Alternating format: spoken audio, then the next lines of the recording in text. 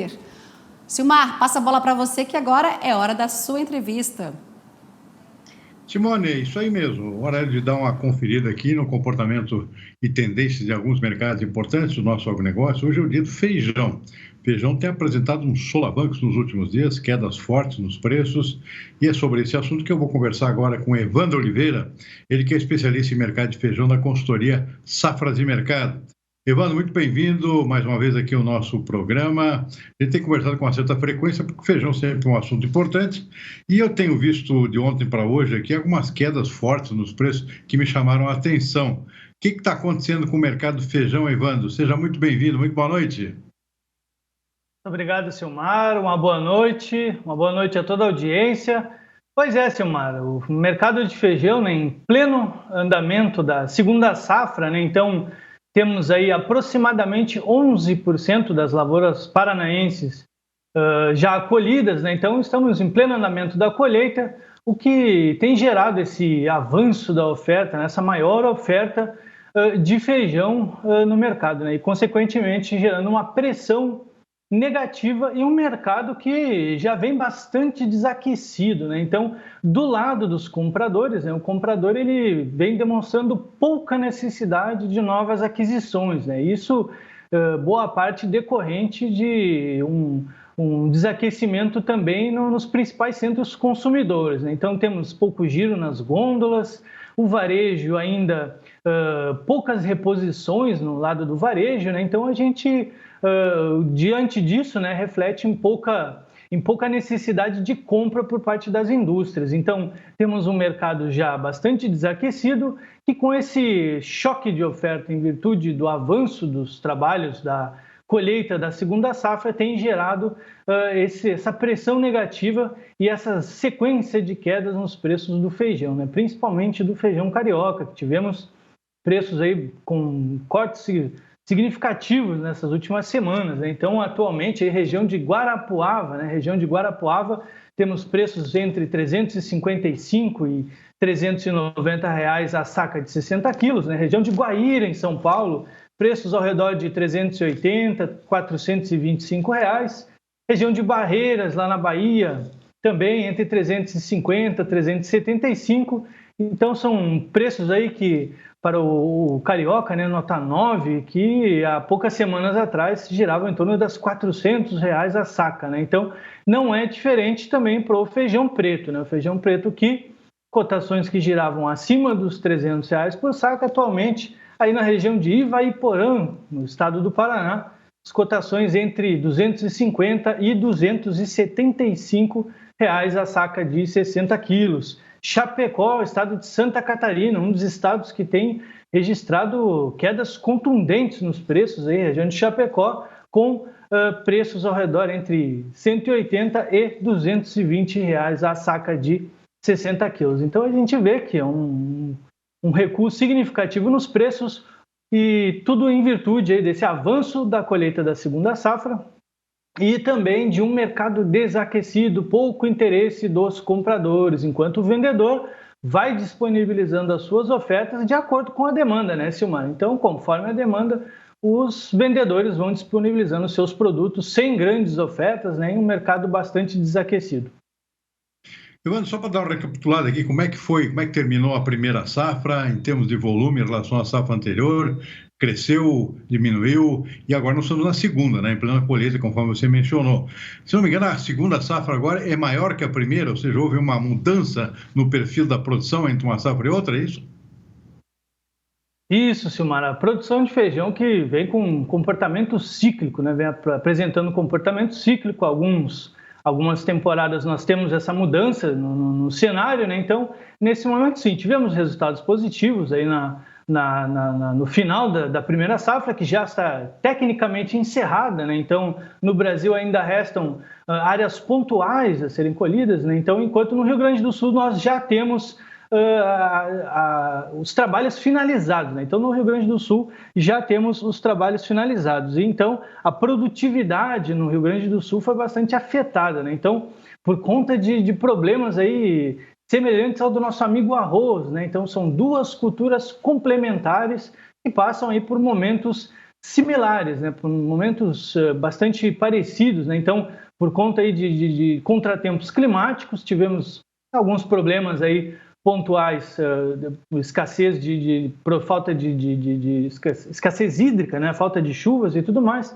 Então tivemos uma perda de produtividade no Rio Grande do Sul, que fechou aí com uma produtividade ao redor de 1.576 quilos por hectare, uma queda de mais de 7% na produtividade gaúcha de feijão, né? Então, tivemos uma produtividade afetada, isso trouxe aí certo recuo na produção total da primeira safra, o que deve ser compensado agora pela segunda safra. Então, a perspectiva é de um cenário parecido com o do arroz, né? Áreas menores, né, para o feijão, como a gente sempre fala, né, Silmar? Áreas que foram cooptadas por outras commodities de maiores rentabilidades. Então, área menor também para o feijão, né? Porém, o que se espera agora nessa segunda safra seja uma produtividade maior, né? Então, temos o fenômeno Laninha que já se despediu, o clima vem contribuindo, né, em pleno andamento aí da segunda safra, o clima contribuindo e a estimativa é de uma produtividade maior. Aí no Paraná, segundo estimativas aí das principais entidades, né, uma produtividade esperada de quase 2.000 quilos por hectare no estado do Paraná, uma produtividade bastante significativa para o feijão, né? Enquanto na temporada anterior, também para a segunda safra, né, nós encerramos com a produtividade ao redor de 1.670 quilos por hectare. Então a gente vê que é uma diferença bastante significativa, né? Então as apostas nesse momento giram em torno da produtividade, né? Então, áreas menores para o feijão, áreas que foram perdidas para outras commodities com maiores rentabilidades, porém, a produtividade deve ser significativamente maior. Então, de uma forma geral, né, Silmar? De uma forma geral, a área total de feijão para a temporada 2023 deve ficar em torno de 2,7 milhões de hectares, enquanto a produção de feijão, daí sim, né, um recuo de aproximadamente 1 ou 2%, deve finalizar em torno de 2,8 ou 2,9 milhões de toneladas, basicamente o mesmo volume do consumo, né? Então, um consumo e uma balança comercial aí do arroz bastante equilibrada, né, para esse ano. Então, esses são os números do arroz, segunda safra, primeira safra aí com algumas perdas em relativa produtividade por conta do fenômeno Laninha, que ainda tinha seus efeitos sobre as lavouras, né? E agora na segunda safra temos esse ganho de produtividade, essa maior produtividade que deve compensar as áreas perdidas para o nosso amigo feijão. Bom, Evandro, como é que está a expectativa de exportação de feijão? Tem havido tentativas aqui de abrir mercados para esse produto, já que o consumo interno está mais ou menos estagnado, e para alguns tipos de feijão aqui existe potencial de mercado internacional. Aparentemente isso não tem evoluído muito, né? Como é que está o cenário para esse ano? Vamos ter algum aumento, alguma mudança no perfil de exportações?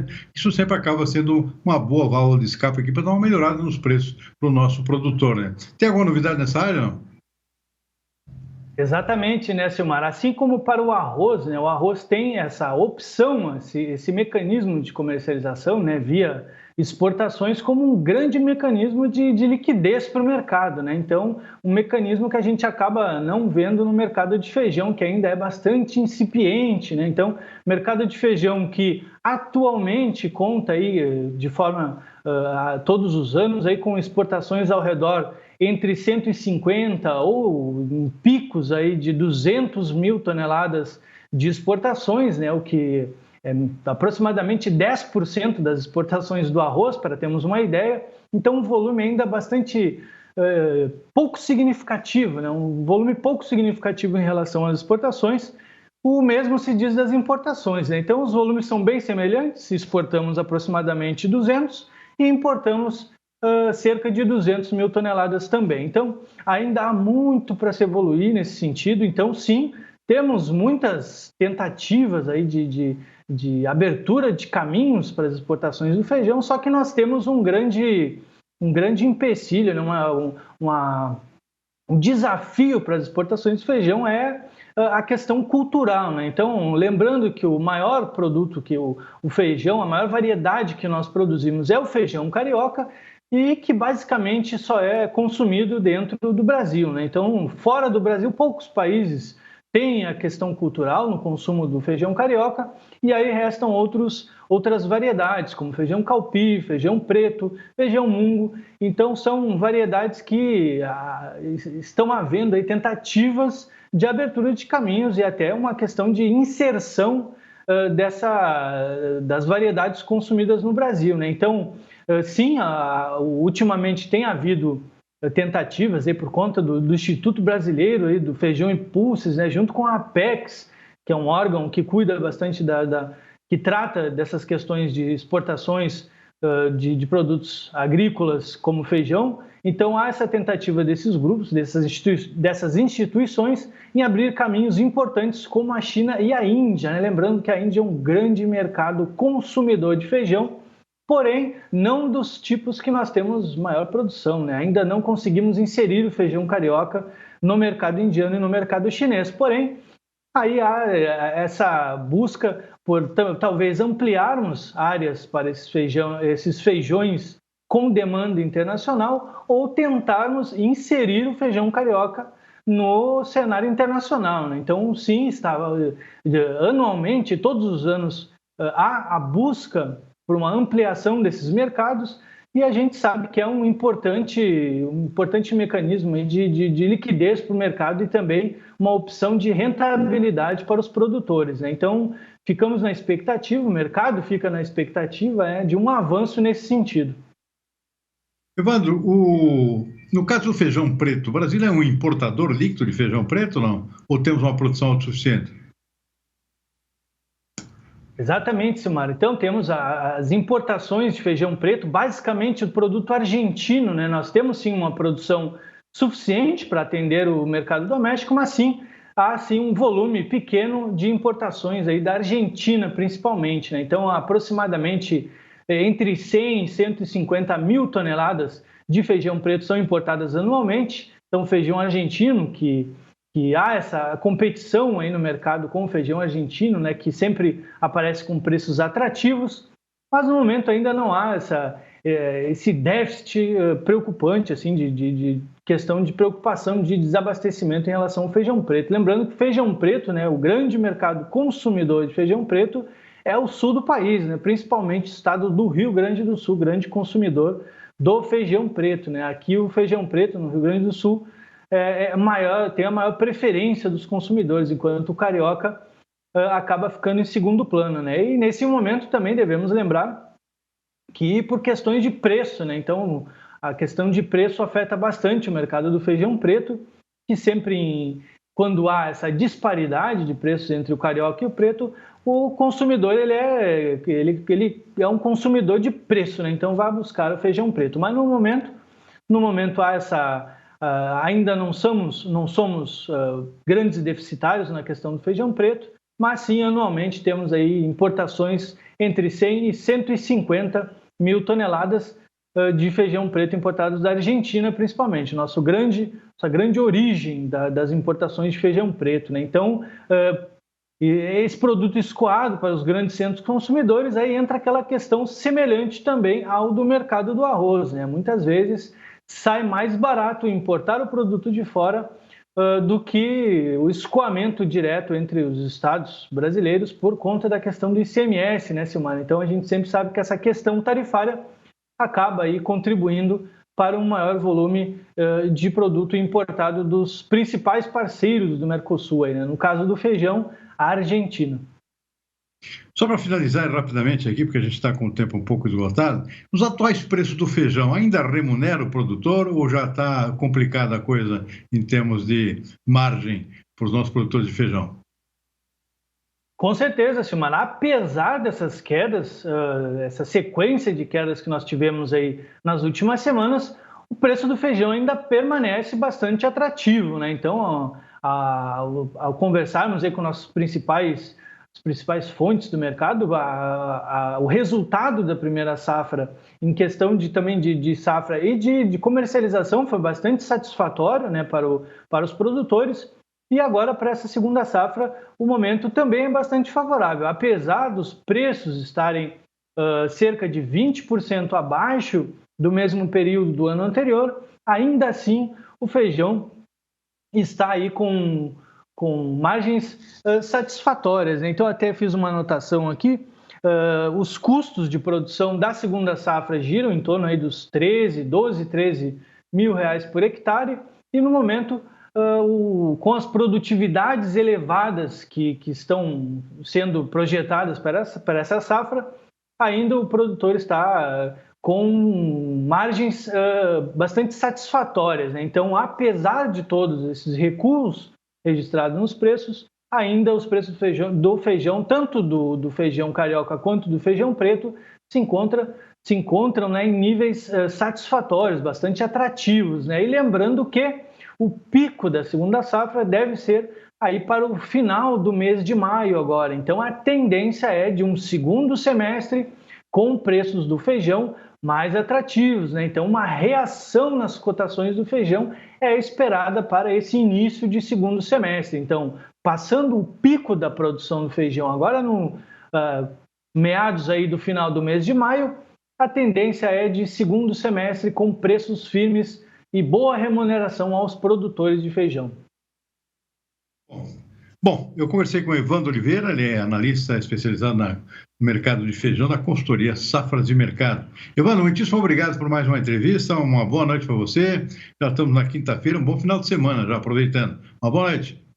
Uma boa noite, Silmar, uma boa noite a todos, um bom final de semana e até a próxima. Obrigado. Muito bom, com isso eu fico por aqui, devolvo a bola lá para Simone, lá em Brasília, tocar o resto do programa, tem muita informação boa ainda pela frente, né, Simone? Tem bastante, Silmar. Muito obrigada pela sua participação hoje aqui e até amanhã, se Deus quiser, viu? E ele há de querer.